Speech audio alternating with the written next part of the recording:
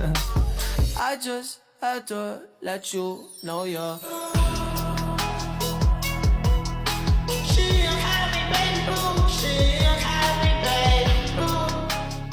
Assalamualaikum warahmatullahi wabarakatuh.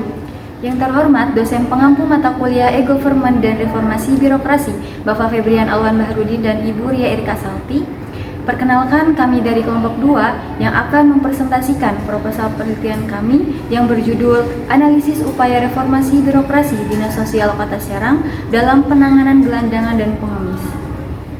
Nah, perkenalkan sebelumnya saya Raisa Zahra. Saya Retno Handayani. Saya Mufrihah. Saya Asti Maulidin Nenas Vivi. Kita perhatikan pemaparan materi daripada kelompok 2 ini. Masuk ke latar belakang, masalah gelandangan dan pengemis bukan hal baru, tapi sampai sekarang belum juga benar-benar tuntas, termasuk di Kota Serang. Urbanisasi yang terus berjalan, sementara lapangan kerja dan keterampilan warga tidak ikut berkembang, yang membuat kelompok masyarakat rentan ini terus bermunculan. Mereka hadir di persimpangan jalan, pasar, hingga pusat kota. Bukan hanya menjadi soal ketertiban, tapi juga cerminan nyata dari kemiskinan yang belum tertangani dan stigma sosial yang masih melekat. Sebagai bagian dari kelompok penyandang masalah kesejahteraan sosial atau PMKS, gelandangan dan pengemis sudah semestinya mendapat perhatian serius dari pemerintah. Dinas Sosial Kota Serang sebenarnya sudah menjalankan sejumlah program dari jangkauan di lapangan, rehabilitasi sosial hingga pemberdayaan masyarakat.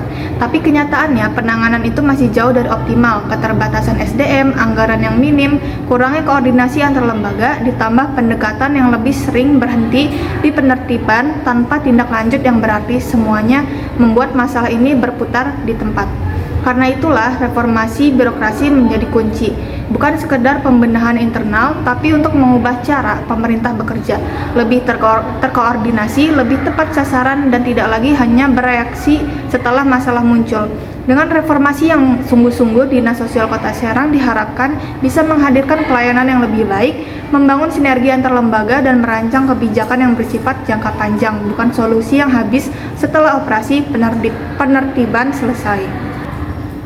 Masuk ke identifikasi masalah, kelompok kami mengidentifikasi yang pertama, gelandangan dan pengemis masih mudah ditemukan di persimpangan lampu merah dan ruang publik di Kota Serang. Yang kedua, program pembinaan, rehabilitasi, dan pemberdayaan yang ada belum berjalan dengan maksimal. Yang ketiga, penanganan yang dilakukan Dinas Sosial belum menunjukkan dampak yang berarti. Dan yang terakhir, yang keempat, yaitu koordinasi antar lembaga pemerintah daerah dalam menangani masalah ini masih lemah. Adapun rumusan masalah, yaitu yang pertama, mengapa gelandangan dan pengemis itu masih terus bermunculan di ruang publik Kota Serang. Yang kedua, apa saja yang sudah dilakukan Dinas Sosial Kota Serang untuk menanggulangi masalah ini. Yang ketiga, bagaimana reformasi birokrasi berjalan dalam kinerja Dinas Sosial Kota Serang, khususnya dalam penanganan gelandangan dan pengemis. Dan yang keempat, yang terakhir, apa saja hambatan yang dihadapi Dinas Sosial Kota Serang dalam upaya penanganan tersebut. Tujuan penelitian ini yaitu yang pertama, mencari tahu mengapa gelandangan dan pengemis masih terus ada di ruang publik Kota Serang meski sudah ada upaya penertiban dari pemerintah atau Dinas Sosial.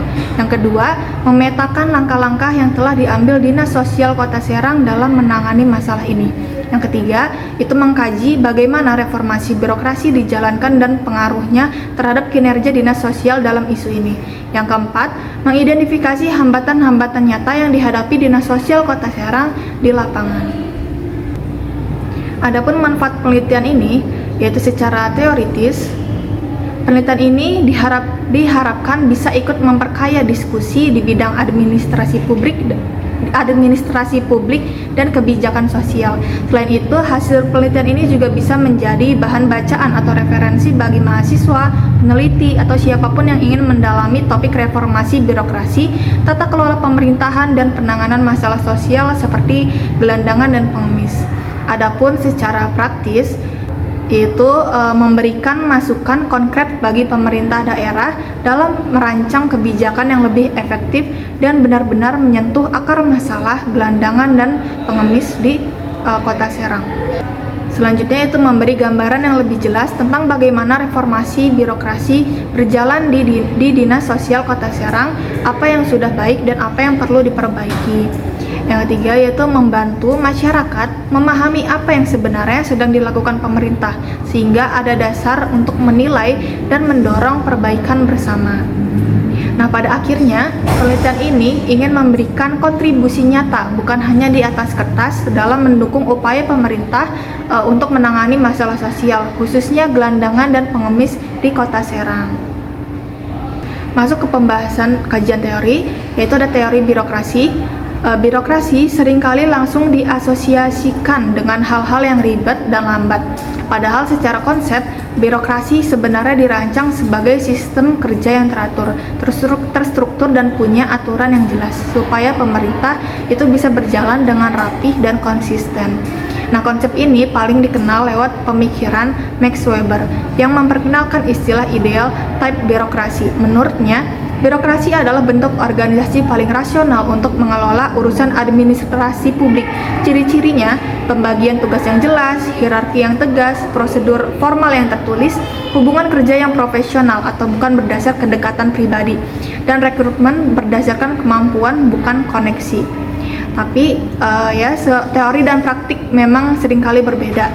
Dalam kenyataannya, birokrasi justru kerap menjadi lambat, kaku, dan tidak peka terhadap kebutuhan masyarakat yang terus berubah. Aturan yang terlalu ketat bisa menghambat inovasi dan hierarki yang berlapis-lapis, yang membuat pengambilan keputusan jadi panjang dan tidak efisien. Dalam penelitian ini, teori birokrasi dipakai sebagai kacamata untuk melihat bagaimana Dinas Sosial Kota Serang bekerja dalam menangani gelandangan dan pengemis. Apakah prinsip birokrasi yang ideal sudah diterapkan, di mana letak lambatnya, dan sejauh mana reformasi birokrasi ini sudah dilakukan untuk memperbaiki keadaan. Karena pada akhirnya, birokrasi yang baik bukan hanya yang tertib secara administrasi, tapi yang juga mampu benar-benar merespon kebutuhan masyarakat.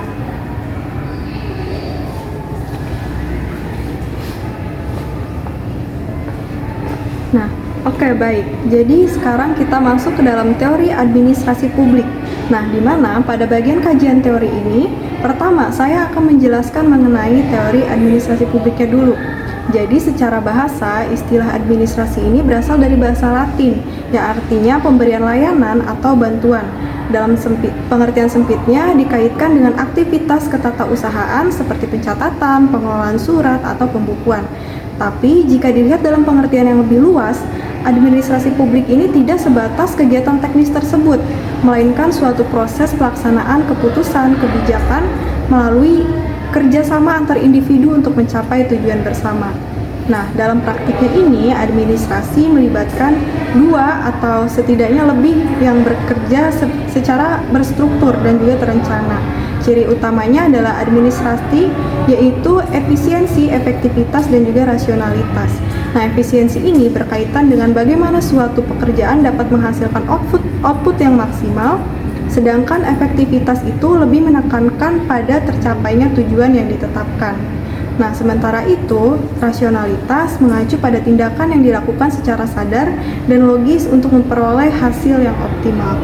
Nah, rasionalitas ini kemudian dibedakan menjadi objektif, yang berarti adalah berorientasi pada kepentingan, dan juga subjektif yang mengarah pada kepentingan individu gitu. Selanjutnya, administrasi publik dipahami juga sebagai proses pengelolaan sumber daya dan juga aparatur negara dalam merumuskan kebijakan publik. Nah, administrasi publik juga ini merupakan perpaduan antara ilmu dan juga seni, karena bukan hanya membutuhkan teori tapi juga keterampilan dalam praktik pemerintahan gitu. Dalam memahami administrasi publik ini terdapat juga 3 pendekatan utama. Yang pertama adalah administration of public, yaitu pendekatan yang menempatkan pemerintah sebagai aktor utama sementara masyarakat cenderung pasif gitu. Kedua adalah administration for public, yang melihat bagaimana pemerintah sebagai penyedia layanan publik ini untuk memenuhi kebutuhan masyarakat. Dan yang ketiga adalah administration by public, yaitu pendekatan yang lebih modern di mana masyarakat dapat diberdayakan dan juga pemerintah berperan sebagai fasilitatornya gitu. Nah, selain itu ada 4 jenis teori dalam administrasi publik, yaitu teori deskriptif, normatif, asumtif, dan juga instrumental, yang masing-masing ini memiliki fungsi dalam memahami, mengarahkan, serta meningkatkan efektivitas kebijakan publik. Jadi secara keseluruhan, teori administrasi publik ini memiliki peran yang penting banget sebagai alat untuk memahami, menganalisis, serta menyelesaikan berbagai permasalahan yang terjadi di masyarakat melalui kebijakan publik yang lebih efektif. Nah, kemudian kelompok kami juga dalam penelitian ini mengambil teori culture of poverty atau teori kemiskinan, di mana setelah memahami bagaimana administrasi publik bekerja tadi, selanjutnya saya menggunakan teori ini untuk melihat kondisi dari sisi masyarakat sebagai objek kebijakannya. Nah, saya dan kelompok saya menggunakan teori kebudayaan kemiskinan yang dikemukakan oleh Oscar Lewis gitu. Jadi menurut Oscar Lewis ini, kemiskinan tidak hanya dipandang sebagai masalah ekonomi semata, tapi juga dapat menjadi suatu budaya yang terbentuk dari nilai-nilai dan juga kebiasaan yang hidup di masyarakat itu sendiri. Artinya kemiskinan itu bukan hanya disebabkan oleh keterbatasan materi, tapi juga oleh cara pikir dan juga cara hidup masyarakat itu berkembang dalam suatu kelompok. Nah, teori ini juga menjelaskan bahwa kebudayaan kemiskinan muncul sebagai bentuk adaptasi atau respon terhadap kondisi kehidupan yang penuh keterbatasan, di mana individu merasa tidak memiliki peluang dalam mencapai kehidupan yang lebih baik gitu. Jadi, akibatnya yang muncul adalah sikap pasrah, sikap ketergantungan, serta rendahnya harapan terhadap masa depan mereka. Nah, dalam perkembangan ini juga, teori ini muncul sebagai respon terhadap perbedaan pandangan mengenai kaum miskin. Di satu sisi mereka dipandang sebagai memiliki nilai positif seperti kejujuran, tapi di sisi lain juga mereka dikaitkan dengan perilaku negatif gitu. Nah, selain itu, kebudayaan daripada kemiskinan ini juga dapat dilihat dari beberapa karakteristik. Misalnya secara sosial gitu, terdapat rendahnya partisipasi terhadap lembaga formal. Nah, secara fisiknya dari kondisi lingkungan yang kumuh dan juga padat gitu. Nah, secara individu dapat ditandai dengan rasa tidak berdaya, rendah diri, serta rasa ketergantungan gitu. Nah, dalam penelitian ini, fenomena tersebut dilihat pada gelandangan dan pengemis di Kota Serang, yang dalam beberapa kasus menunjukkan sikap menerima kondisi mereka sebagai sesuatu yang wajar gitu. Jadi hal ini menjadi tantangan sendiri bagi pemerintah, khususnya dinas sosial, karena penanganan ini tidak hanya cukup hanya melalui bantuan ekonomi secara materi, tapi juga membutuhkan pendekatan pemberdayaan yang mampu mengubah pola pikir dan juga kebiasaan tersebut. Selanjutnya itu bab 3, metodologi penelitian. Pertama, pendekatan dan jenis penelitian. Penelitian ini menggunakan pendekatan kualitatif, yaitu pendekatan yang bertujuan untuk memahami fenomena secara mendalam melalui penafsiran logis dan teoritis. Tanpa menggunakan data berbasis angka, pendekatan ini memungkinkan peneliti menggali makna, proses, dan dinamika yang terjadi di lapangan. Pendekatan kualitatif dipilih karena sesuai untuk mengkaji reformasi birokrasi Dinas Sosial Kota Serang dalam menangani gelandangan dan pengemis, dengan fokus tidak hanya pada hasil tetapi juga pada proses pelaksanaan kebijakan, peran aparatur, serta interaksi dengan kelompok sasaran. Penelitian ini juga menggunakan metode penelitian lapangan sehingga data diperoleh langsung dari sumber utama. Hasil penelitian disajikan secara deskriptif dalam bentuk narasi untuk memberikan gambaran yang menyeluruh. Selain itu, pendekatan ini membantu mengidentifikasi hambatan seperti keterbatasan SDM, koordinasi yang lemah, serta resistensi dari sasaran kebijakan, sekaligus menemukan strategi atau inovasi yang dilakukan. Kedua, subjek dan objek penelitian. Pertama, subjek penelitian. Subjek penelitian dalam pendekatan kualitatif disebut sebagai informan, yaitu individu atau pihak yang memberikan data relevan dan akurat sesuai fokus penelitian. Informan dalam penelitian ini meliputi yang pertama aparatur atau pejabat Dinas Sosial Kota Serang, yang kedua petugas lapangan, yang ketiga masyarakat termasuk gelandangan dan pengemis. Keterlibatan berbagai informan ini bertujuan untuk memperoleh pemahaman yang komprehensif mengenai pelaksanaan reformasi birokrasi, hambatan yang dihadapi, serta efektivitas kebijakan. Yang kedua yaitu objek penelitian. Objek penelitian ini adalah fokus yang diteliti untuk memperoleh informasi. Dalam penelitian ini, objeknya adalah upaya reformasi birokrasi Dinas Sosial Kota Serang dalam penanganan gelandangan dan pengemis. Yang ketiga yaitu sumber data. Penelitian ini menggunakan dua jenis sumber data, yaitu yang pertama data primer dan yang kedua data sekunder, yang saling melengkapi untuk menghasilkan analisis yang komprehensif mengenai reformasi birokrasi Dinas Sosial dalam penanganan gelandangan dan pengemis di di Kota Serang. Data primer diperoleh langsung dari lapangan melalui observasi dan wawancara mendalam dengan informasi yang dipilih secara purposif, yaitu pegawai dinas sosial sebagai pelaksana kebijakan serta gelandangan dan pengemis sebagai sasaran kebijakan. Wawancara bertujuan menggali informasi terkait mekanisme penanganan, bentuk reformasi birokrasi, kendala implementasi serta pengalaman dan persepsi penerima kebijakan. Observasi dilakukan di lingkungan dinas sosial dan lokasi aktivitas gelandangan dan pengemis. Sementara itu, data sekunder diperoleh dari dokumen resmi, peraturan perundang-undangan, laporan kegiatan, serta literatur ilmiah seperti buku dan jurnal. Data ini digunakan untuk memperkuat analisis, memahami kerangka kebijakan, serta membandingkan antara ketentuan normatif dan praktik di lapangan. Kombinasi data primer dan sekunder ini memungkinkan penelitian ini menghasilkan analisis yang bersifat deskriptif, sekaligus kritis terhadap fenomena yang diteliti. Selanjutnya, saya mau menjelaskan tentang teknik pengumpulan data, analisis data, sampai lokasi penelitian dalam penelitian yang kami lakukan. Yang pertama, dari teknik pengumpulan data. Di penelitian ini ada 3 teknik utama. Yang pertama ada wawancara. Jadi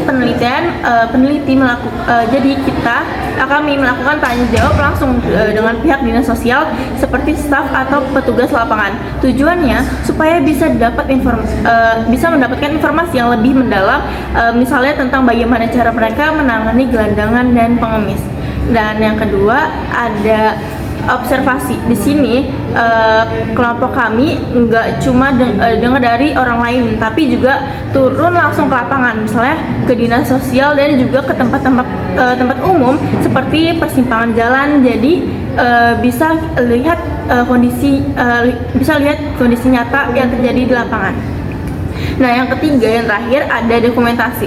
Ini merupakan pengumpulan data dari laporan, arsip atau foto-foto kegiatan. Fungsinya buat melengkapi dan memperkuat yang sudah didapat dari wawancara dan observasi.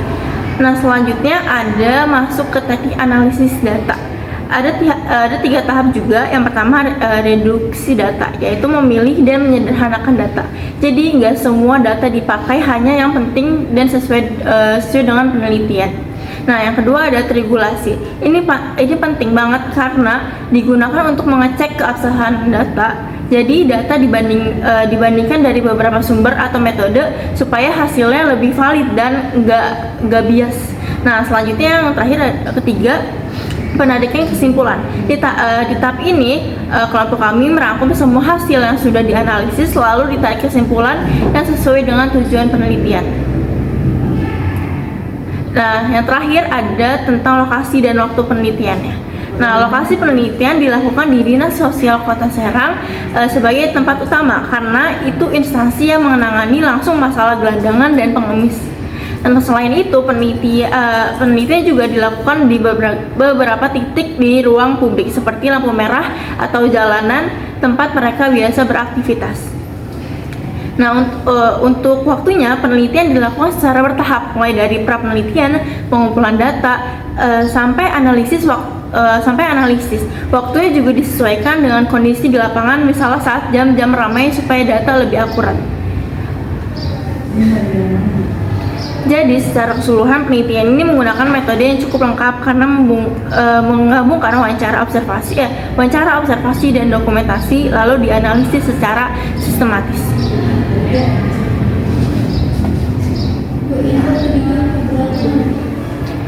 Jadi demikian hasil pembahasan proposal dari kelompok 2. Kurang lebihnya mohon maaf. Wassalamualaikum warahmatullahi wabarakatuh.